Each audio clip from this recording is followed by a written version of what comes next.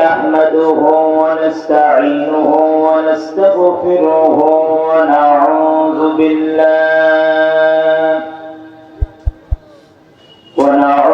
بالله من شرور أنفسنا ومن سيئات أعمالنا من يهد الله فلا مضل له ومن يضلله فلا هادي له ونشهد أن لا إله إلا الله وحده لا شريك له الذي أرسله بالحق بشيرا ونذيرا وداعيا إلى الله بإذنه وسراجا منيرا فقد قال الله تعالى في كلامه المجيد وفرقانه الحميد أعوذ بالله من الشيطان الرجيم بسم الله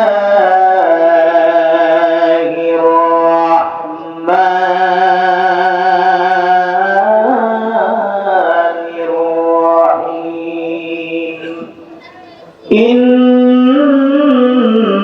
الله وملائكته يصلون على النبي يا أيها الذين آمنوا صلوا عليه وسلموا تسليما اللهم صل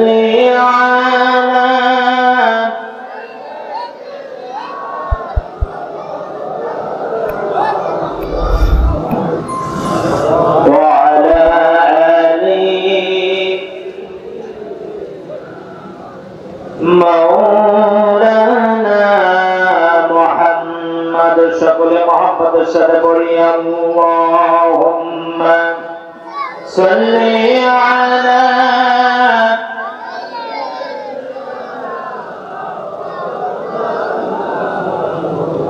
وعلى آل سيدنا مولانا بلغ العلا بكماله كشف الدجى بجماله حسنت جميع خصاله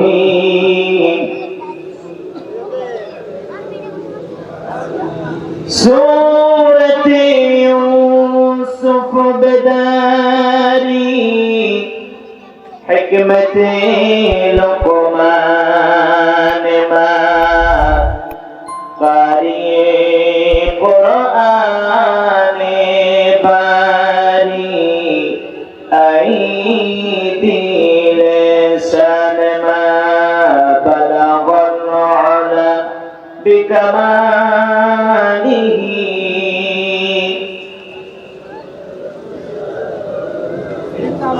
حسنت جميع خصاله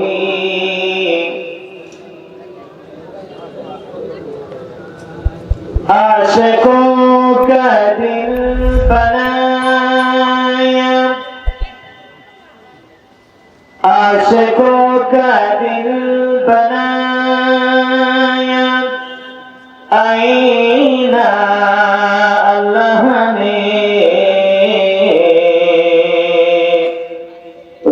रोशन कर दिया इश्क़ रसूलुल्लाह में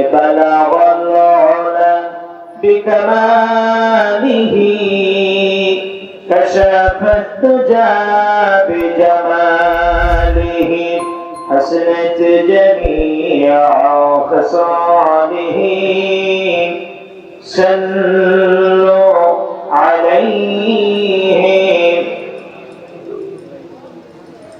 ঐতিহ্যবাহী 30 ও 31 নং ওয়ার্ড যুব সমাজের উদ্যোগে অত্র এলাকার মৃত ব্যক্তিবর্গের রূহের মাগফিরাত কামনায় তৃতীয় বার্ষিক ঐতিহাসিক তাফসীরুল কোরআন মাহফিলের সুনামধন্য সভাপতি আজকের মাহফিলে উপস্থিত রয়েছেন মাহফিল পরিচালনা কমিটির উপদেষ্টা মণ্ডলী।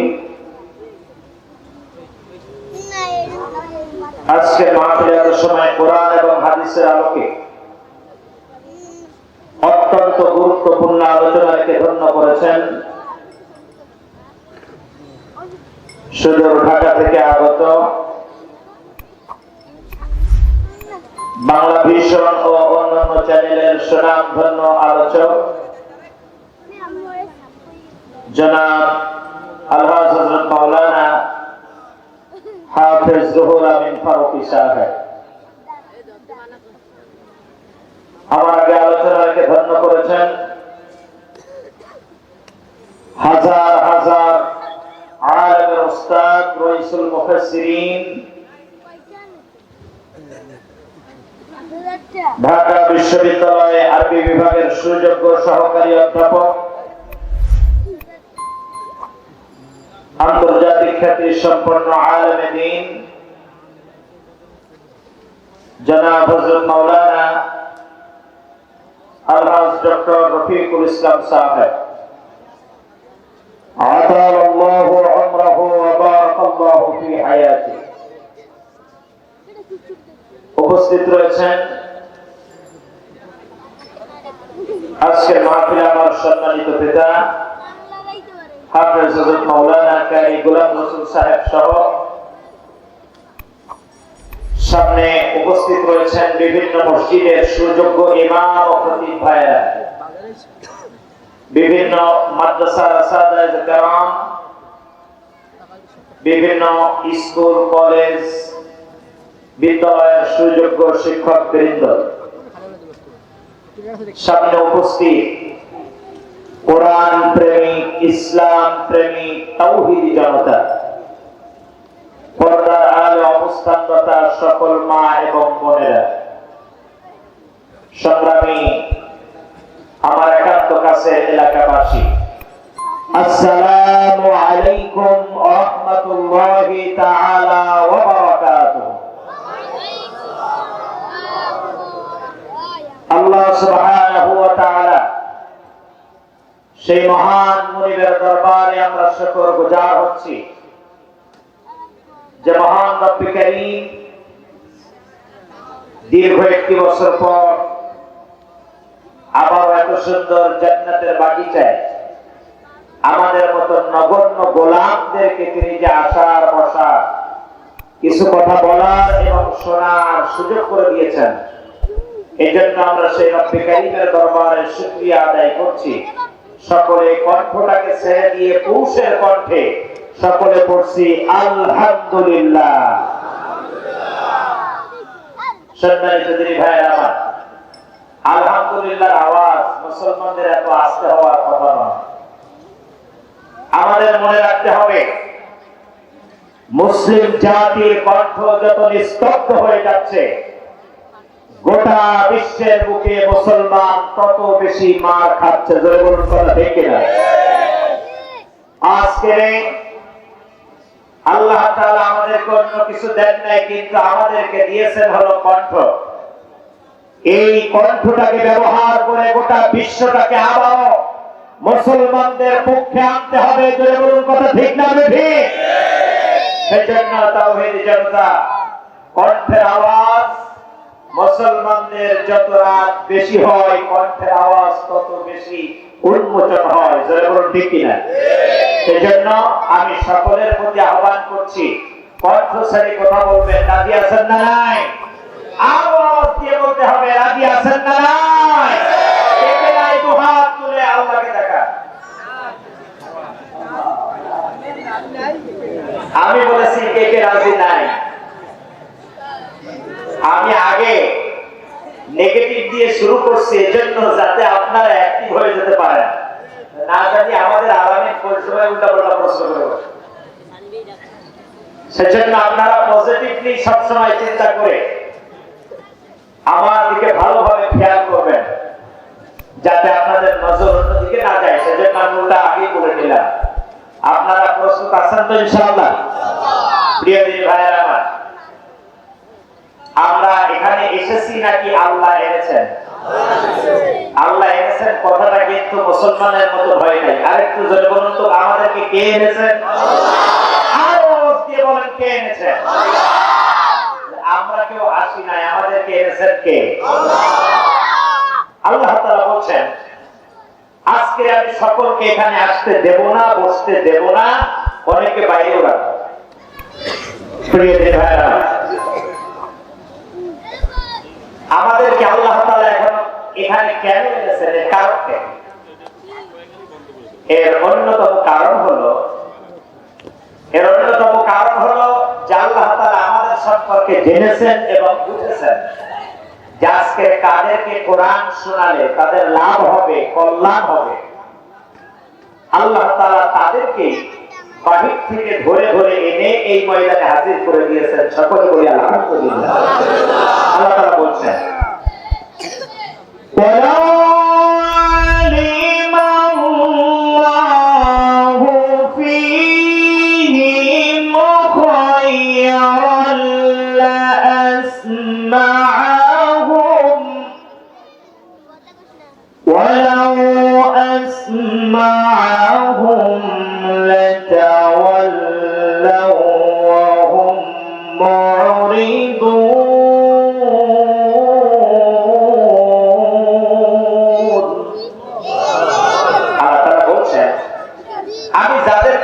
জেনেছি এবং বুঝেছি যে আজকে কাদেরকে এই ময়দানে আনলে লাভ হবে, আমি তাদেরকে বাহির থেকে ধরে ধরে এনে এই ময়দানে হাজির করে দিয়েছি। যে বলুন আলহামদুলিল্লাহ। আমাদের লাভ হবে, আমাদের কল্যাণ হবে, এটা আমরা বুঝি নাই। বলুন তো কে বুঝেছে? আরো জোরে বলেন, কে বুঝেছে? আল্লাহ। সেজন্য রব্বে কারীম বুঝে বুঝে আমাদেরকে বাহির থেকে এই ময়দানে হাজির করলেন।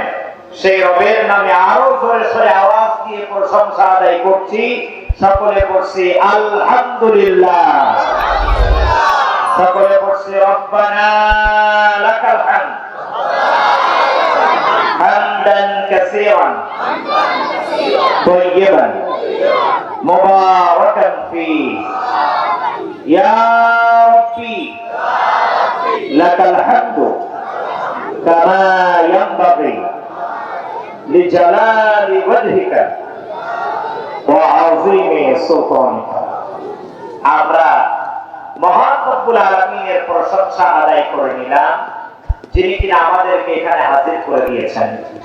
সম্মানিত ভাইরা আমার, আল্লাহ তাআলা এখানে যেমন বলছেন যে যাদের লাভ হবে, কল্যাণ হবে, আমি তাদেরকে এখানে এনেছি।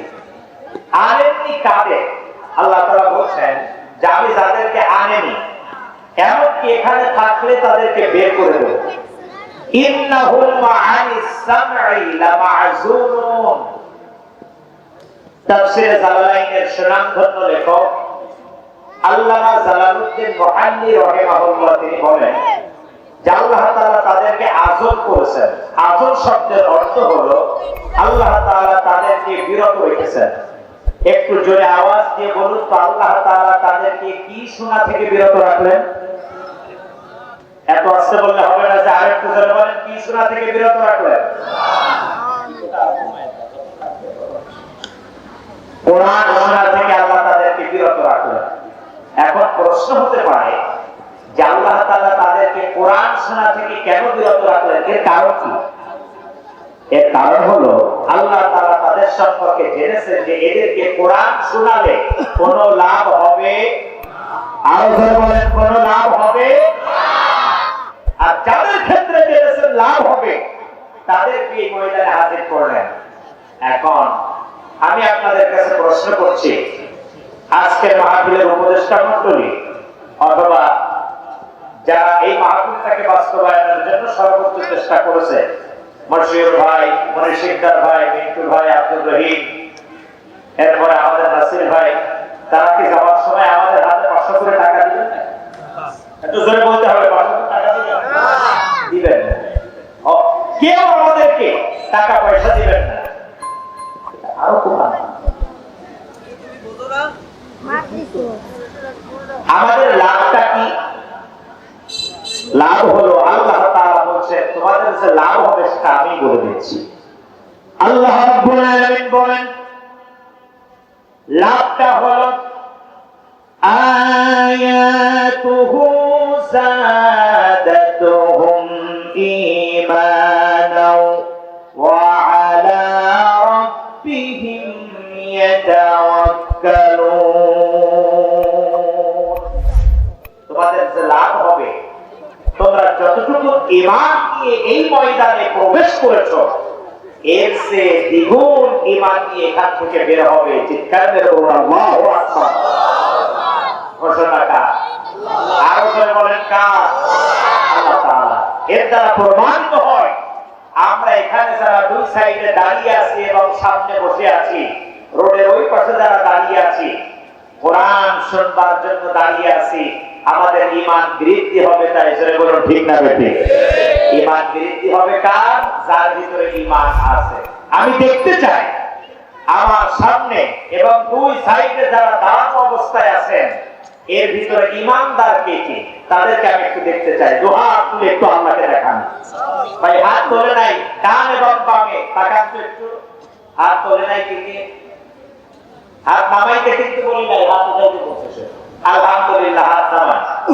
সকলে হাত তুলে প্রমাণ করলেন যে আপনারা সকলেই, কথা বলতে হবে আপনাদের।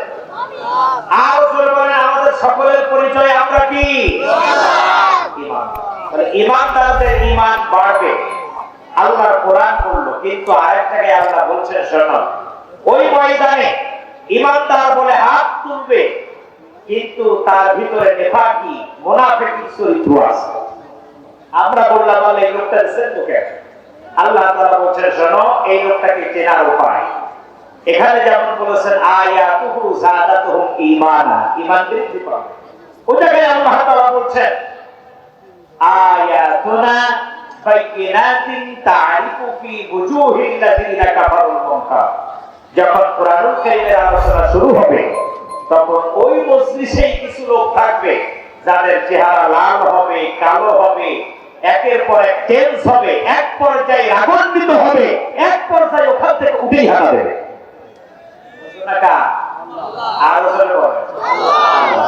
তো আমি বলবো যারা এখানে উপস্থিত হয়েছেন, যত সময় আমি কোরআন থেকে কথা বলবো একজন যদি জায়গা থেকে ওঠেন তাহলে বুঝতে হবে আপনি মুমিন নাকি মুনাফিক, নিজের কাছে নিজেই প্রশ্ন করবেন।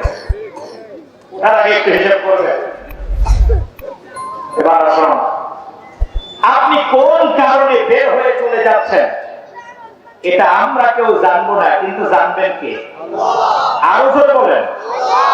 আল্লাহ তাআলা শুধু জানবেন না, আল্লাহ কিছু কিছু সাক্ষী রাখবেন।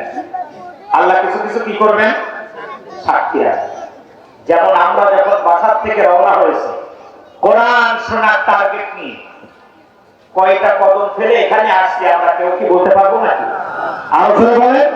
কেউ বলতে পারবো না, কিন্তু আল্লাহ তাআলা জমিনকে ডাক দিয়ে বলেছে, হে জমিন তুমি প্রতিটা কদম গুনে রাখো, কারণ কিয়ামতের ময়দানে আমার এই বান্দা এবং বান্দির নাজাতের জন্য তোমার সাক্ষ্য হতে হবে। সুবহানাল্লাহ। এত সুন্দর একটা সুসংবাদ শোনার পরে সুবহানাল্লাহ যে জোর হলো, তাতে মনে হচ্ছে যে আমাদের বাসা থেকে আজকের উপর থেকে কেউ খেতে দেয়।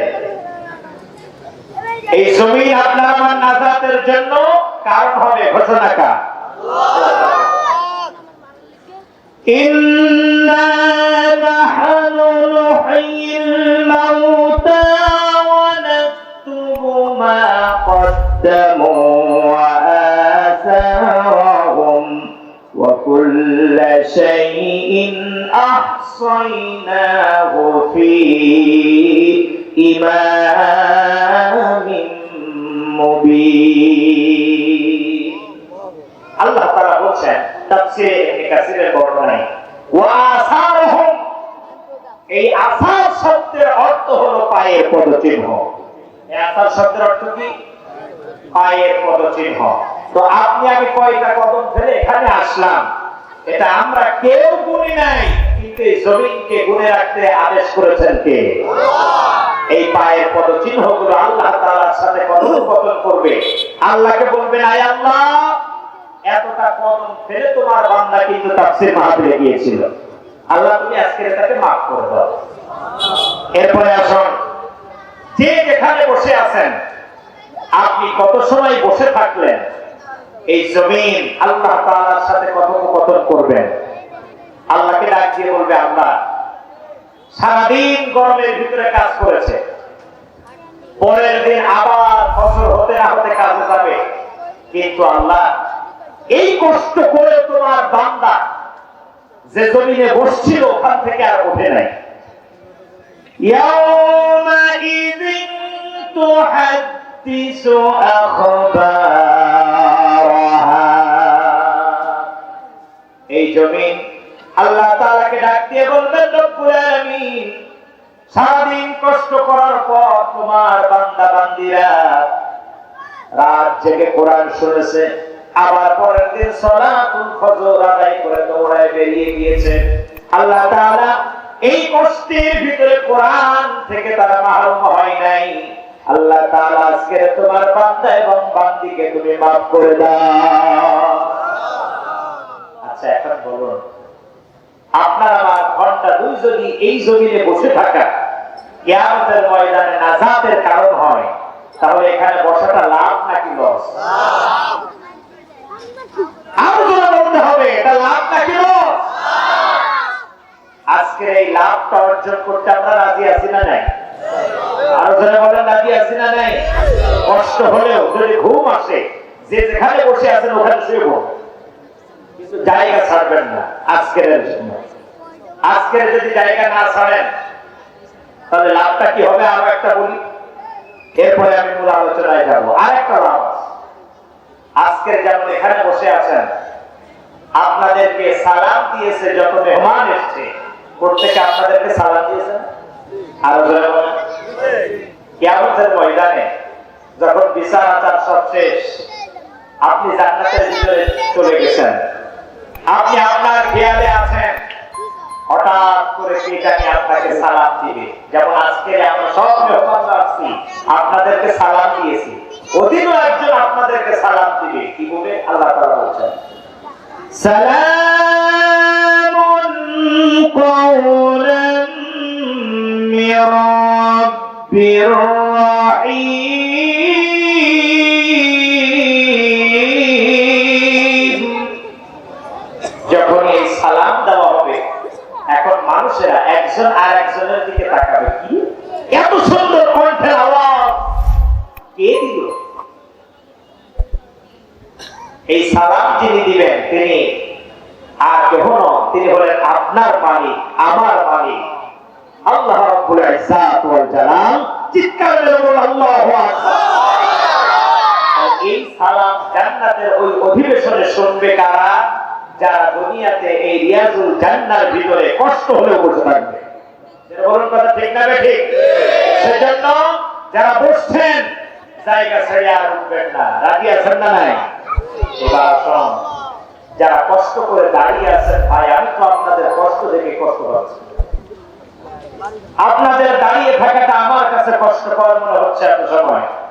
তো সেজন্য আমার হাতের ডাইনে খালের উপরে যারা আছেন, আপনাদেরকে আহ্বান করছি, আপনারা পেছনের কালভার্ট দিয়ে ভিতরে প্রবেশ করুন, মেহেরবানি করে ভিতরে আসুন।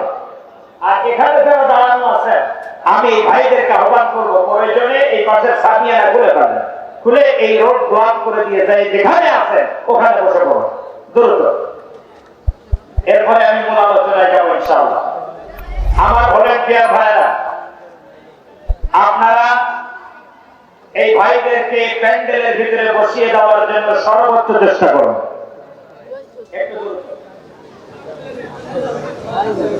পেছনে টেলিফোন বিষয় দেওয়া হয়েছে, আপনারা প্রত্যেকে বসে পড়ুন। আসুন, আমি আমার মূল আলোচনায় যাওয়ার আগে আমি আমার আজকের যেখান থেকে আলোচনা করার ইচ্ছা পোষণ করেছি আগে তেলাওয়াত করে নিতে চাই ইনশাআল্লাহ। আউযু বিল্লাহি মিনাশ শাইতানির রাজীম।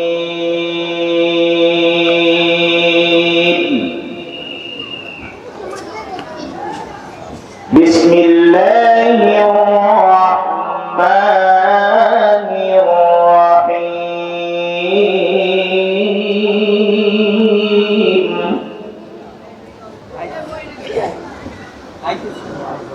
আলিফ লাম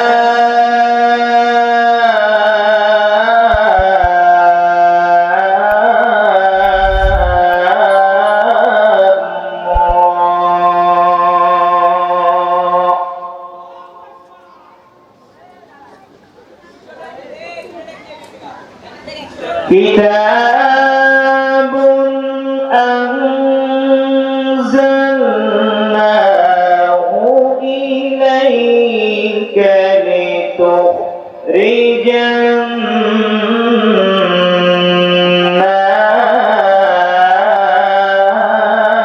الناس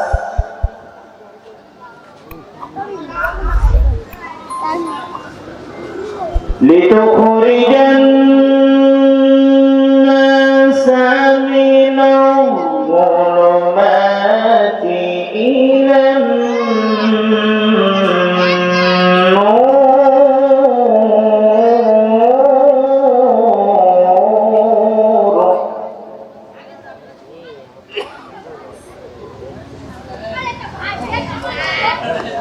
بإذن ربهم إلى صراط العزيز الحميد.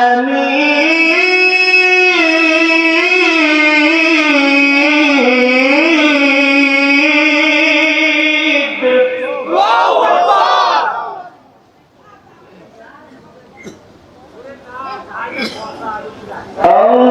الله الذي له ما في السماوات وما في الأرض.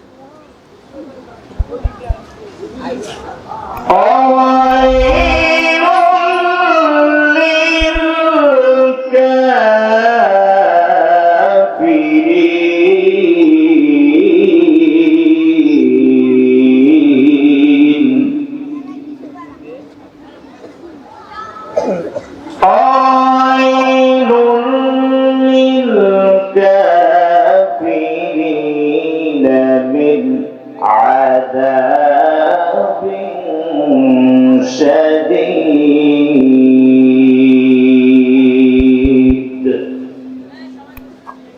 صدق الله العظيم. আমি আপনাদের সামনে তেলাওয়াত করেছি মহাবিশ্বের মহাবিশ্বর মহাগ্রন্থ আল কুরআনুল কারীমের 14 নম্বর সূরা। সূরার নাম হলো সূরাতুল ইব্রাহিম। একেবারে শেষ পর্যন্ত আওয়াজ দিয়ে বলতে হবে সূরাটির নাম কি। আর ধরে বলেন সূরার নাম কি। ক্রমিক নাম্বার কত? 14। সূরা ইব্রাহিম নামকরণ করা হয়েছে অত্র সূরার 35 নম্বর আয়াতে কারিমা। সূরা ইব্রাহিম বিশ্বনবী সাল্লাল্লাহু আলাইহি ওয়াসাল্লামের মাক্কি জীবনের একেবারে শেষ দিকের সূরা। মাক্কি সূরার ভিতরে সর্বলাস্ট নাযিলকৃত সূরা হলো সূরাতুল কসস। এরপরে মাক্কি জীবনে আর কোন সূরা নাযিল হয়নি। এই সমসাময়িক সময় সূরাতুল ইব্রাহিম আল্লাহ সুবহানাহু ওয়া তাআলা নাযিল করেছেন। সূরা ইব্রাহিমের মোট আয়াত সংখ্যা 52টি, রুকু সংখ্যা 7টি। আমি আপনাদের সামনে তেলাওয়াত করেছি সূরা ইব্রাহিমের প্রথম 2টি আয়াত। আল্লাহ সুবহানাহু ওয়া তাআলা যদি এই সূরার সংক্ষিপ্ত আলোচনা করার তৌফিক দান করেন তাহলেই করতে পারবো ইনশাআল্লাহ। ক্বালু সুবহানাকা লা ইলমা লানা ইল্লা মা 'আল্লামতানা আলাইহি তাওয়াক্কালতু ওয়া ইলাইহি উনীব। সম্মানিত দিনী ভাইরা আমার, সূরা ইব্রাহিমের মূল তাৎপর্য হলো বিশ্বনবী সাল্লাল্লাহু আলাইহি ওয়াসাল্লামের রিসালাতকে অস্বীকার করেছিল এবং আল্লাহর হাবিব যখন তাওহীদের দাওয়াত, রিসালাতের দাওয়াত ভুলে ভরা অসত্য বর্বর সমাজে যখন পৌঁছে দেওয়ার দায়িত্ব পালন করছিলেন, তদানীন্তন সময়ের কাফের মুশরিকেরা এই কোরআনের দাওয়াতকে বন্ধ করে দেওয়ার জন্য সর্বোচ্চ বাধা প্রদান করেছে। যারা বাধা প্রদান করেছিল তাদেরকে সতর্ককারী হিসেবে আল্লাহর জাহান্নামকে ভয় এবং ভীতি প্রদর্শনের জন্যই রব্বে কারীম এই সূরাতুল ইব্রাহিম নাযিল করেছিলেন। যারা বলুন আল্লাহু আকবার। আল্লাহ সুবহানাহু ওয়া তাআলা সূরা ইব্রাহিমের সূচনায় এমন একটা শব্দ ব্যবহার করেছেন, এই শব্দ দ্বারা প্রমাণিত হয় আসমানের নিচে জমিনের উপরে এই কোরআনের মালিক আল্লাহ তাআলা, তিনি ব্যতীত অন্য কেউ নয়। এটাই তার বাস্তবতা। যদি বলেন কেমন? বিশ্ব ইসলামিক কোর্স সহ যত গ্রন্থ আছে, যত কিতাব আছে, সমস্ত কিতাবে প্রতিটা শব্দ যদি আমরা একটু লক্ষ্য করি তাহলে এই ধরনের কোন বিচ্ছিন্নময় বর্ণমালা আমরা খুঁজে পাবো না যেটা কোরআনের কিছু সূরার শুরুতে আছে। এটাকে বলা হয় হুরুফে মুকাত্তাআত। বিশ্বনবী সাল্লাল্লাহু আলাইহি ওয়াসাল্লাম বলেন, এর অর্থ আমাকেও জানানো হয় নাই, এর অর্থ একজনই ভালো জানেন, তিনি কে? আরো জোরে বলেন, তিনি কে? আল্লাহু আ'লামু বিমুরাদিহি। এর অর্থ একমাত্র ভালো জানেন আল্লাহ তাআলা। এরপরে আল্লাহ তাআলা ডাক দিয়ে বলছেন, ও নবী, আপনার উপরে আমি কি নাযিল করেছি শুনুন। কিতাবুন আনজালনাহু ইলাইকা লিতুখরিজান নাসা মিনাজ-যুলুমাতি ইলান নূর। কিতাবুন আনজালনাহু, হে মুহাম্মদ সাল্লাল্লাহু আলাইহি ওয়াসাল্লাম, এই কিতাব আপনার রবের পক্ষ থেকে নাযিলকৃত কিতাব। জোরে বলুন সুবহানাল্লাহ। এই কিতাবের মালিক কে? আর আওয়াজ দিয়ে বলুন, এই কিতাবের মালিক কে? আল্লাহ তাআলা। আল্লাহ রাব্বুল আলামিন বলছেন, হে মুহাম্মদ সাল্লাল্লাহু আলাইহি ওয়াসাল্লাম, এই কিতাব আপনার অবতীর্ণ করা হলো। এখন প্রশ্ন হলো, আল্লাহ তাআলা এই কিতাব আমাদেরকে কেন দিলেন? উদ্দেশ্য কি? আল্লাহকে এই কিতাব আমাদেরকে দিয়েছেন কেউ মারা গেলে লাশের পাশে বসে পড়ার জন্য, অথবা আল্লাহকে এই কিতাব দিয়েছেন শুধু নামাজের জন্য? কথা বলতে হবে, আল্লাহকে এই কিতাব নামাজের জন্য দিয়েছেন? বিশ্বাস করো, আল্লাহ তাআলা যদি এই কিতাব নামাজের জন্য দিতেন তাহলে সর্বোচ্চ 2 পারা নাযিল হলেই যথেষ্ট ছিল আপনার কাছে। এটা কি বিশ্বাস হয়? যদি বলেন কেন? সালাতুত তারাবিতে পেজ নাম্বার, ক্রমিক নাম্বার, পারা নাম্বার আমরা ঠিক রাখি, এটা সত্য। কিন্তু সারা বছর রমজানুল মুবারকের একমাত্র সালাতুত তারাবি এবং কিয়ামুল লাইল ব্যতীত আমরা সালাতুল ফজর বলেন, সালাতুল মাগরিব বলেন, ইশা বলেন, সব আমরা তেলাওয়াত করি একেবারে কমন জায়গা থেকে। কি কথা ঠিক নয়? এটাই বাস্তব। এমন মুসাল্লি আছে ইমামের তেলাওয়াত বছর জুড়ে শুনতে শুনতে তার মুখস্থ হয়ে গেছে। তাহলে নামাজ গড় হিসেব করলে দেখা যাবে যে একজন ইমাম সারা বছর যা পড়ায় তাতে সর্বোচ্চ 1 পারা থেকে 2 পারা হলেই যথেষ্ট ছিল। তাহলে আল্লাহ তাআলা নামাজের জন্য যদি কোরআনটাকে নাযিল করতেন তাহলে 2 পারার বেশি আমি মনে করি আর প্রয়োজন ছিল। আরো যারা বলেন আর কি প্রয়োজন ছিল? প্রয়োজন ছিল না। তাহলে বাকি 28 পারা আল্লাহ কেন দিলেন? কোন কারণে? আল্লাহ রাব্বুল আলামিন ডাক দিয়ে বললেন, নবী কিতাবুন আনসালনা, এই কিতাব আপনার উপরে কেন অবতীর্ণ করলাম আপনি জানেন নাকি?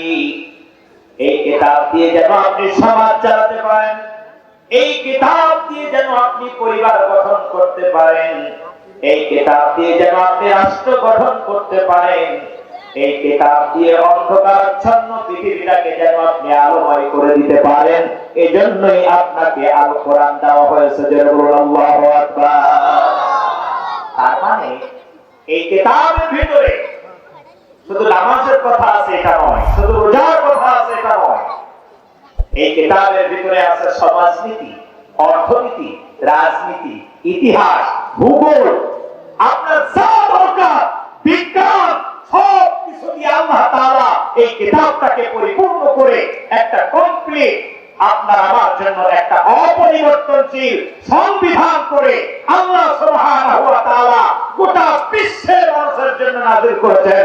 চিৎকার মেরে বলুন আল্লাহু আকবার।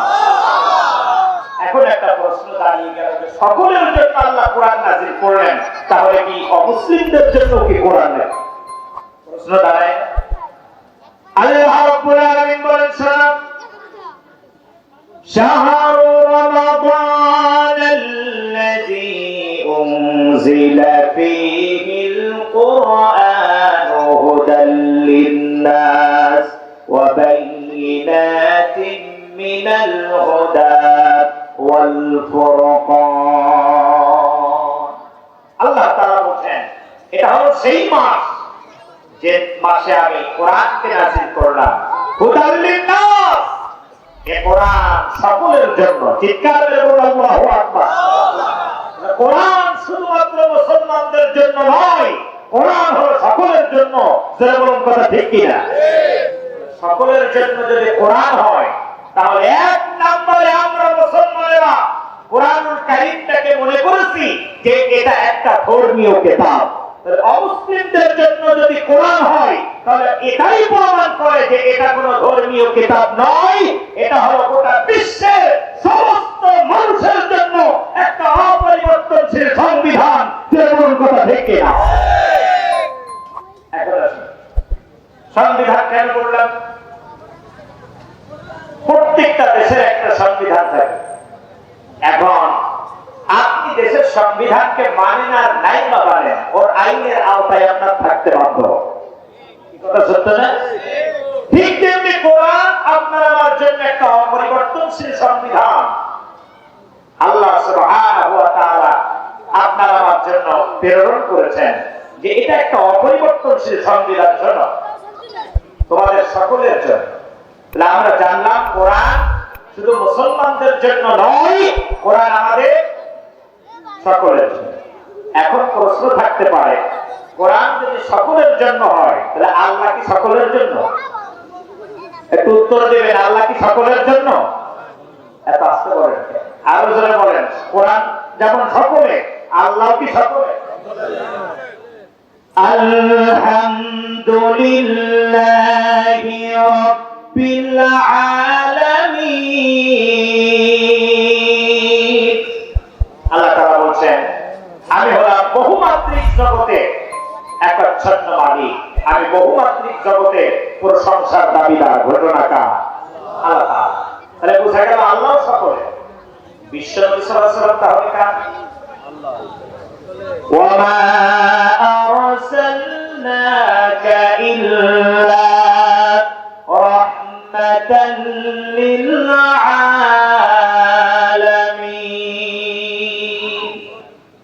বিশ্বনবী সাল্লাল্লাহু আলাইহি ওয়াসাল্লামকে আল্লাহ তাআলা বলেন আপনি হলেন বহুমাত্রিক জগতের জন্য রহমত। চিৎকার মেরে বলুন আল্লাহু আকবার। এখন কিন্তু প্রশ্ন একটা দাঁড়িয়ে গেছে, তাহলে মুহাম্মদ সাল্লাল্লাহু আলাইহি ওয়াসাল্লাম যদি সকলের জন্য রহমত হয়, তাহলে হিন্দু, বৌদ্ধ, খ্রিস্টান, জাতি, উপজাতি, শিখ যা আছে তাদের জন্য কি তিনি রাসূল? মুহাম্মদ সাল্লাল্লাহু আলাইহি ওয়াসাল্লাম কি অমুসলিমদের জন্য রাসূল? কথা উত্তর কথা বলবেন একটু জোরে বলেন, মুহাম্মদ সাল্লাল্লাহু আলাইহি ওয়াসাল্লাম কি অমুসলিমদের জন্য রাসূল? হ্যাঁ, এটাই বাস্তব। আল্লাহ কোরআন বলছে কুল ইয়া আইয়ুহান নাস ইন্নী রাসূলুল্লাহি ইলাইকুম জামিআ। হে নবী আপনি বলে দিন ইন্নী রাসূলুল্লাহি ইলাইকুম জামিআ, আমি হলাম গোটা সৃষ্টি জগতের জন্য সকলের জন্য রাসূল। যারা বলেন সুবহানাল্লাহ। মুহাম্মদ সাল্লাল্লাহু আলাইহি ওয়াসাল্লাম সকলের জন্য রাসূল, তাহলে অমুসলিমদের জন্য কেমন রাসূল? উম্মত কয় প্রকার বলুন তো? উম্মত কয় প্রকার? যারা বলেন উম্মত কয় প্রকার? উম্মত হলো দুই প্রকার, একটা হলো উম্মতে দাওয়া আর একটা হলো উম্মতে ইজাবা। উম্মতে দাওয়া বলা হয় তাকে যিনি কিনা দাওয়াত পেয়েছে কিন্তু গ্রহণ করেন, দাওয়াত পেয়েছে কিন্তু কি করে নাই? গ্রহণ করেন। আর উম্মতে ইজাবা যারা দাওয়াত পেয়েছে এবং গ্রহণ করেছে। আমি আপনাদের সকলকে আহ্বান করছি এক বাক্যে কণ্ঠ ছেড়ে দিয়ে বলবেন আমরা কি উম্মতে দাওয়া নাকি উম্মতে ইজাবা? আরো জোরে বলবেন উম্মতে ইজাবা। তাহলে আমরা যদি উম্মতে ইজাবা হই, বিশ্বনবী সাল্লাল্লাহু আলাইহি ওয়াসাল্লামকে আল্লাহ তাআলা বলেন কিতাবুন আনজালনা, এই কিতাব আপনার উপরে অবতীর্ণ করলাম। এখন বলুন এই কিতাব এই সমাজের বাস্তবায়নের জন্য কাজ করবে কারা? আওয়াজ জোরে হলো না, ভয় পাচ্ছেন? একটু জোরে বলতে হবে, এই সমাজে কোরআনকে বাস্তবায়নের কাজ করবে কারা? আরো আওয়াজ দিয়ে বলেন কাজ করবে কারা? ও মুসলমান মনে রাখতে হবে, এই কাজ যদি আমরা না করি আল্লাহ রাব্বুল আলামিনের আদালতে প্রত্যেককে আসামি হতে হবে, কেউ ছাড় পাওয়া যাবে না। জোরে বলুন ঠিক কিনা?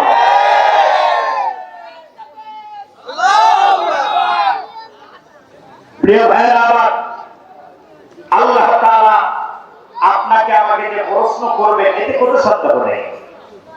যদি বলেন কেমনে? প্রত্যেকটা নরনারী মা বোনেরা যারা শুনছেন ভালো করে খেয়াল করো। আপনি আমি মনে করেছি রমজানুল মুবারক রোজা পালন করলেই আমি তো জান্নাতি, এতে কোনো সমস্যা নেই। কি কথা সত্য না? আচ্ছা, রমজানের রোজা রাখলে আপনি জান্নাতি নিজেকে ভেবে নিলেন। এক একটা রোজার ধরুন আপনি 70 বছর দূরত্ব সৃষ্টি হলেন। এরপরে ইতিকাফ করলাম, এক এক দিনের ইতিকাফে আমার 3 পরিকা পর্যন্ত আমার জাহান্নাম দূরত্ব সৃষ্টি হলো। আপনি যদি ইচ্ছা পূর্বক অসুস্থ নয়, ইচ্ছা করে একটা রোজা ভেঙেছেন, তার কাফারা স্বরূপ 60টা রোজা রাখা লাগবে। এই 60টার ভিতরে যদি একটা ভাঙেন তাহলে পিছনেরটা সববার আবার পুনরায় গণনা করতে হবে এক থেকে। তবে রোজার যদি এই পরিমাণ গুরুত্ব থাকে, আপনাকে আমাকে মনে রাখতে হবে যে রমজানুল মুবারকে রোজা না রাখলে এই যদি হয় শাস্তি, অথচ বিশ্বনবী সাল্লাল্লাহু আলাইহি ওয়াসাল্লাম দ্বিতীয় হিজরিতে বদরের দিন রোজাকে ভেঙে দিয়েছিল। বলুন ঠিক কিনা? অষ্টম হিজরিতে রাসূলুল্লাহ সাল্লাল্লাহু আলাইহি ওয়াসাল্লাম মক্কা বিজয়ের দিন আবার রোজা ভাঙলেন। সাহাবায়ে কেরাম বললেন ইয়া রাসূলুল্লাহ আমরা কি রোজা রাখবো নাকি ভাঙবো? আল্লাহর হাবিব বললেন শোনো, দিন যদি প্রতিষ্ঠা হয়, কোরআনের আইন যদি প্রতিষ্ঠিত হয়ে যায়, তাহলে রোজা এমনি বাধ্যতামূলক হয়ে যাবে। সেটা বলুন কথা ঠিক কিনা? প্রিয় দিদি ভাইরা আমার, আজকে দেখুন কোরআনের আইন নাই, এজন্য রমজানুল মুবারকে আমরা বিভিন্ন হোটেলের সামনে লাল সালু কালো কাপড় দিয়ে ঘিরে রেখে ওর ভিতরে মুসলমানদেরকে আমরা নাস্তা করতে দেখেছি, যদি বলুন ঠিক কিনা।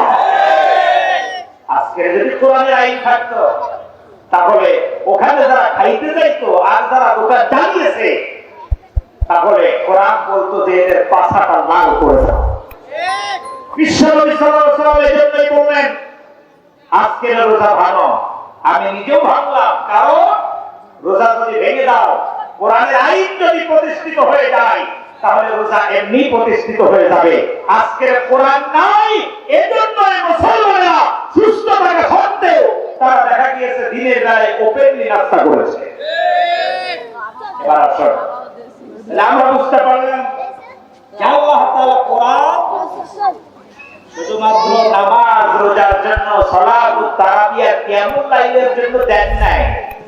আমরা বললাম আল্লাহ তুমি কোরআন কেন দিয়েছো? কারণ আল্লাহ রাব্বুল আলামিন বলেছেন এই কোরআনের জন্যই দিলেন লিতুখরিজান নাসা মিনাজ যুলুমাতি ইলান নূর, অন্ধকারের ভিতরে ডুবে থাকা মানুষগুলোকে মিনাজ যুলুমাত, অন্ধকার থেকে ইলান নূর, যেন আলোর পথে তোমরা ডাকতে পারো। এই জন্যই আমি এই কোরআনকে তোমাদের কাছে নাজিল করে দিলাম। যে বলুন সুবহানাল্লাহ।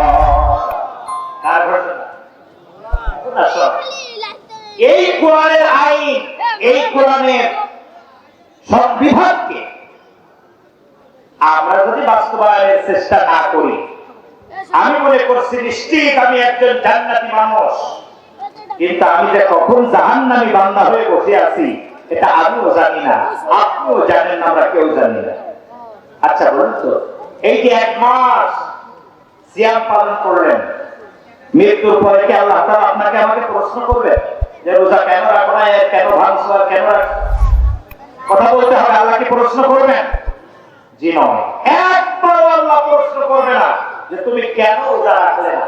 ভালো করে খেয়াল করেন, কোরআন এবং হাদিসে কোথাও খুঁজে পাবেন না যে মৃত্যুর পরে আপনাকে প্রশ্ন করা হবে যে তুমি রোজা না রেখে কেন মরছো, তাইব এই কথা প্রশ্ন করা হবে না। তবে হ্যাঁ, রোজা যদি আমি না রাখি গুনাহ হবে। কি হবে?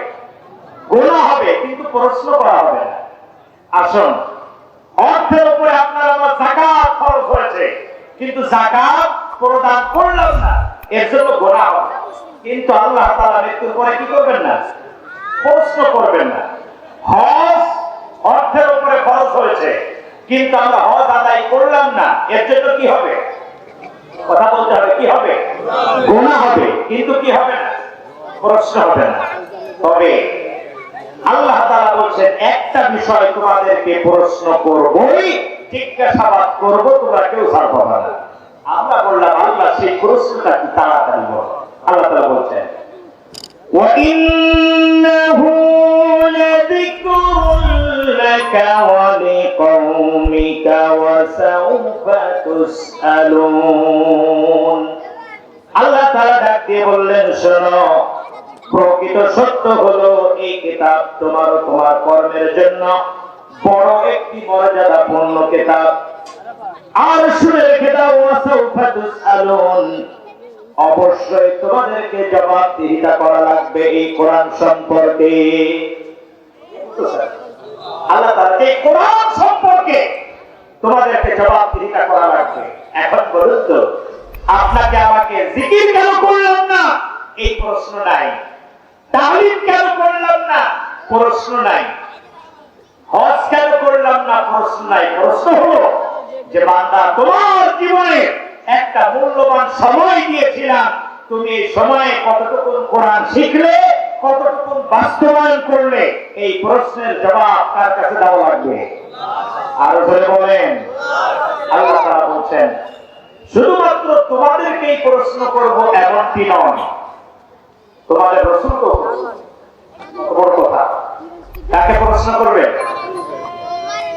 আল্লাহ তাআলা ডাক দিয়ে বললেন শোনো, فَلَنَسْأَلَنَّ الَّذِينَ أُرْسِلَ إِلَيْهِمْ وَلَنَسْأَلَنَّ লাসআলান্নাল মুরসালিন। আমি অবশ্যই যাদের কাছে রাসূল পাঠিয়েছি আমি তাদেরকে প্রশ্ন করব। ঘোষণাটা নবীদেরকে আল্লাহ কি প্রশ্ন করবেন? তোমার কাছে যে কিতাব দিয়েছিলাম, কিতাবুন আনজালনা, তুমি এই কিতাবটাকে কতটুকু সমাজে, রাষ্ট্রে, গোটা বিশ্বের বুকে কতটুকু বাস্তবায়ন করলে, কোরআনের দাওয়াত কতটুকু দিলে, এই বিষয়ে আল্লাহ তাআলা আপনাকে আমাকে শুধু নয় আপনার আবার নবীকেও প্রশ্ন করবেন। ঘোষণাটা তাহলে বোঝা গেল হজ কেন করি নাই, প্রশ্ন নাই। প্রশ্ন কি সম্পর্কে? প্রশ্ন কি সম্পর্কে? কোরআন সম্পর্কে। কতটুকু শিখলে, কতটুকু মানলে, কতটুকু বাস্তবায়ন করবে। এবার আসুন, আল্লাহ তাআলা বলছেন শুধুমাত্র তোমার রাসূলকেই প্রশ্ন করব তা নয়, ওয়ালাসআলান্নাল মুরসালিন, এমনকি তোমাদেরকেও সেদিন আমি পাকড়াও করবো আর বলবো কতটুকু বাস্তবায়ন করেছো, আমার সামনে জবাবদিহিতা করো। আমরা এই বিষয়টাকে একেবারে হালকা করে নিয়েছি, কথা সত্য নয়? আমরা এই বিষয়টাকে একেবারে হালকা করেছি। আল্লাহ বলছেন এত হালকা করো না। আল্লাহ তার নিজের কসম খেয়ে বলছে, ফারাব্বিকা লানাসআলান্নাহুম আজমাঈন।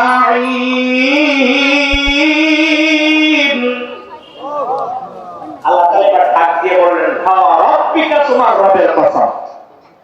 কে কার কসম খাইলো বলুন তো? কথা বলেন।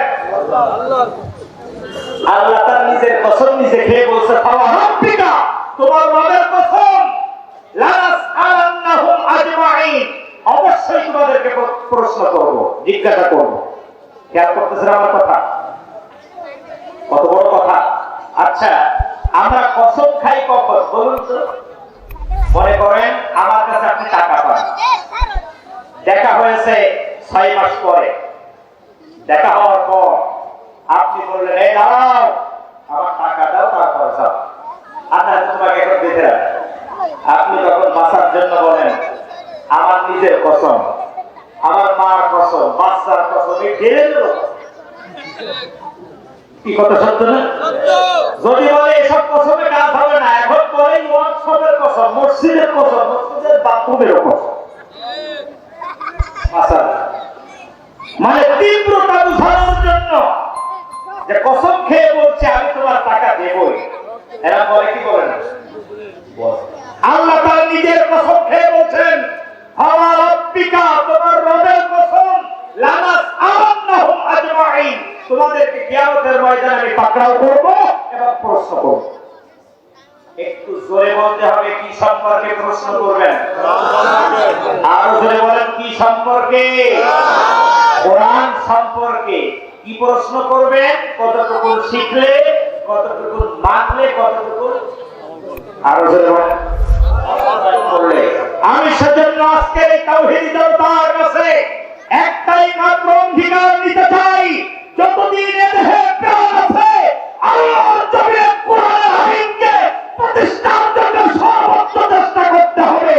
কে কে রাজি আছেন?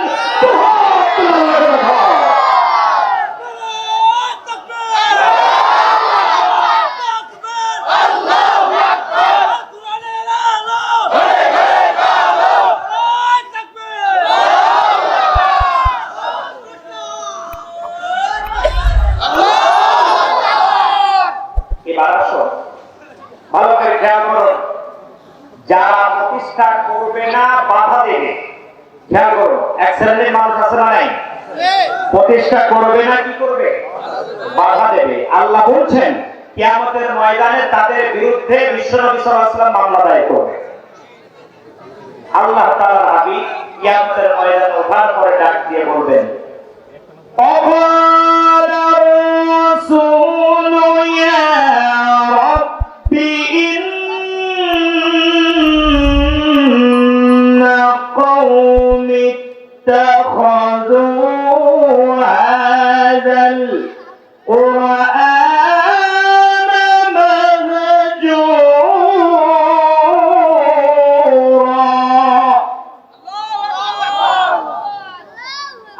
আমরা যারা মনে করছি নিশ্চিত আমরা জান্নাতি, এত সময় এই কথাগুলো শোনার পরে কি মনে হচ্ছে আমরা কি কোরআনের মামলার আসামি কিনা? আরো জোরে বলেন, আমরা কোরআনের মামলার আসামি হয়ে গেছি। তবে কোরআন যদি মামলা করে আল্লাহর কাছে, আরে ভাই দুনিয়ায় যদি মামলা টামলা করে তাহলে কোনো কায়দে এদিক সেদিক দিয়ে বাঁচা যায়, কিন্তু আল্লাহর আদালতে বাঁচার কোনো উপায় আছে? কিয়ামতের ময়দানে আল্লাহ হাবিব ডাক দিয়ে বলবেন, ওয়াকালা রাসূল, রাসূল সাল্লাল্লাহু আলাইহি ওয়াসাল্লাম ডাক দিয়ে বলবেন, ইয়া রাব্বি, হে আমার রব, হে আমার রব। আল্লাহ হাবিব ডাক দিয়ে বলবেন, ইয়া রাব্বি, হে আমার রব। আপনি তো মনে করতেছেন আমি রোজা পালন করলাম, আমি শাওয়াল মাসে 6 রোজা রাখবো, আমার তো সারা বছরে সওয়াব হয়ে গেছে, আমার জান্নাতে যাওয়ার টাকা। কিন্তু আমি তো আল্লাহ হাবিবের মামলার আসামি হয়ে গিয়েছি কিয়ামতের ময়দানে। অপরাধ একটাই, সেটা হলো কেন কোরআনের দাওয়াত মানুষকে দেই নাই, কেন কোরআনের সমাজ কায়েমের চেষ্টা করি নাই। কিয়ামতের ময়দানে আল্লাহ হাবিব ডাক দিয়ে বলবেন, ওয়াকালা রাসূল, সূরা ফুরকান 30 নম্বর আয়াত। ওয়াকালা রাসূল, রাসূল সাল্লাল্লাহু আলাইহি ওয়াসাল্লাম বলবেন, ইয়া রাব্বি, হে আমার রব। আল্লাহ হাবিব কাকে ডাক দিলেন? একটু জোরে বলেন, কোন জায়গায় ডাক দিলেন? কিয়ামতের মাঠে। ইয়া রাব্বি, হে আমার রব। ইন্না কওমি, নিশ্চয় এরা সেই সম্প্রদায়, এরা সেই লোক, ইত্তাখাযু হাযাল কুরআনা মাহজুরা, যারা কোরআনকে নিয়ে ঠাট্টা করেছে, বিদ্রূপ করেছে, কোরআনের মাহফিলগুলো যেন না হয় এজন্য বাধা দিয়েছে, কোরআনের কথা বলতে দেয় নাই। আল্লাহ ইত্তাখাযু হাযাল কুরআনা মাহজুরা, এদেরকে পাকড়াও করো এবং জাহান্নামে নিক্ষেপ করো। কে বলতেছে? আল্লাহ হাবিব এই আয়াত দিয়ে আল্লাহর দরবারে অভিযোগ করবেন। কোন জায়গায়? এখন ভাইরা আমার, এখানে আমরা যারা আছি, কে কোরআনের পক্ষে ছিলাম এটা কোরআন দেখতেছে, বিশ্বনবী সাল্লাল্লাহু আলাইহি ওয়াসাল্লাম দেখতেছে। আজকে কি বার? আজকে শুক্রবার। গতকাল পর্যন্ত যারা এই মাহফিলকে বাস্তবায়নের জন্য কম বেশি সহযোগিতা করেছেন, যারা রাতের পর রাত না ঘুমিয়ে এই রোডের উপরে কাটিয়েছেন, আল্লাহ হাবিব বলেন, কারা কোরআনের জন্য রাত জাগলো, কারা কষ্ট করলো, কারা অর্থ দিল, কারা দৌড়ালো, প্রতি সোমবার এবং বৃহস্পতিবার দিবাগত রাত আল্লাহ তাআলার ফেরেশতারা আমার সামনে আমার ওই উম্মতের চেহারা সহ তার আমল পেশ করে।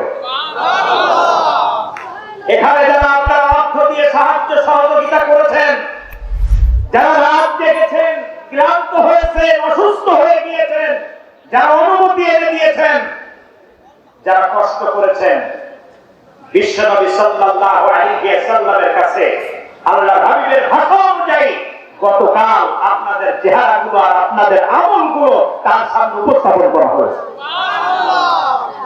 আজকে এই যে চিত্র, আগামী সোমবার আল্লাহর হাবিবকে দেখানো হবে। দেখুন আপনার উম্মতেরা কোরআন বাস্তবায়নের জন্য কিভাবে ময়দানে চাতক পাখির নেই রাত থেকে বসেছিল। আল্লাহর হাবিব বলেন, আমি কিয়ামতের ময়দানে আমার এই উম্মতদের জন্য বেছে বেছে সুপারিশ করব।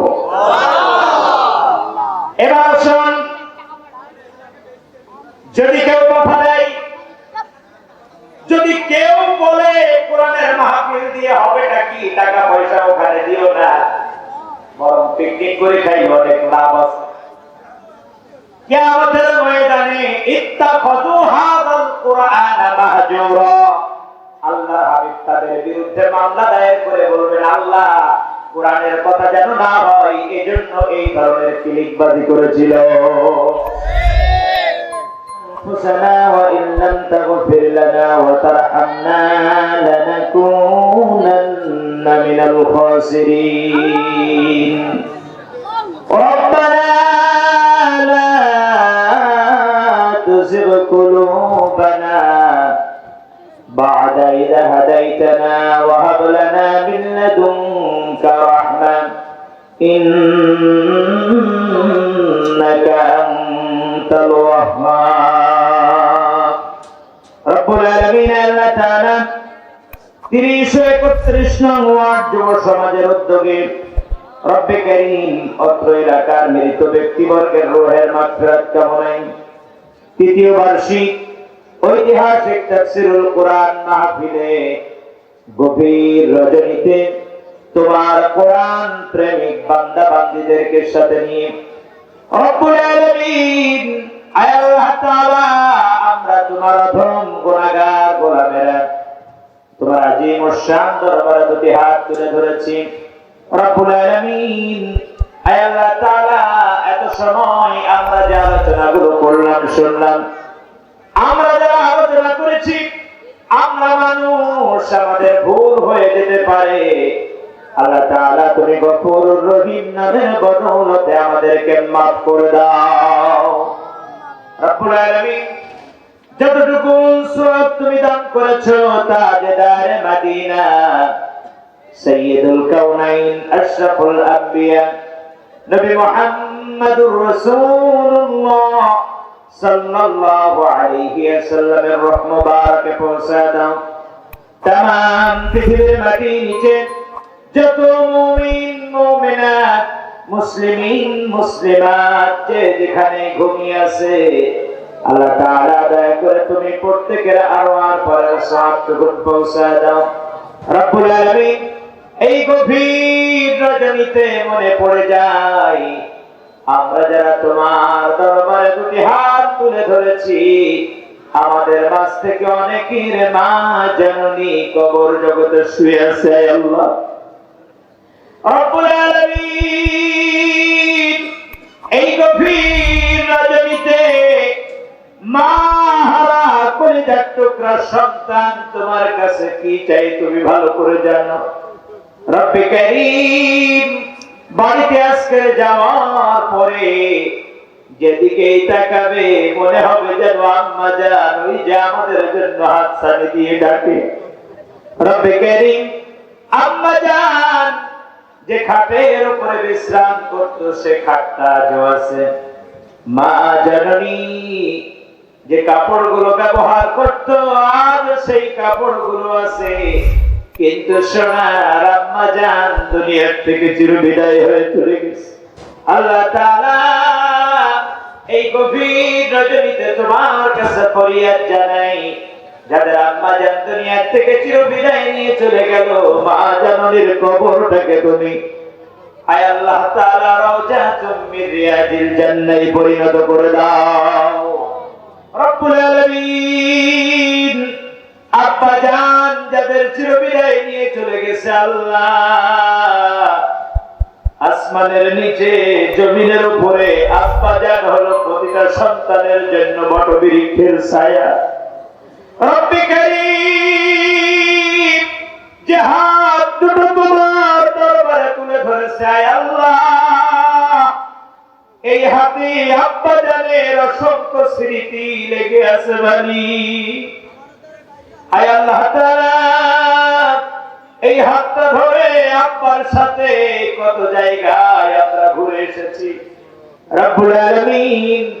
আব্বা জান এই হাতে কত আদর করেছে স্নেহ করেছে আমরা বড় নিষ্ঠুর সেই দুটি হাত দিয়ে আব্বা জানকে মনকে মন মাটি চাপা দিয়েছি রব্বুল আলামিন আজকে আব্বা নাই আব্বা জান বাহির থেকে এসে আমাদেরকে আগেই জড়িয়ে ধরতো আজকে আব্বা জানের পরশগুলো আমাদের শরীরে মেখে আছে কিন্তু এই হাত দিয়ে আব্বা জানকে আমরা আলিঙ্গন করব সেই সুযোগ আর নাই আল্লাহ তাআলা আব্বা জানকে হারিয়ে যারা হাত দুখানা তুলে ধরেছে মালিক দয়া করে তুমি এই হাতের বিনিময়ে চোখের পানির ওসিলায় আল্লাহ আব্বা জানের কবরটাকে তুমি রাউজাতুম মিন রিয়াজিল জান্নাহ বানিয়ে দাও রব্বুল আলামিন মা আব্বা দাদা দাদি নানা নানি শ্বশুর শাশুড়ি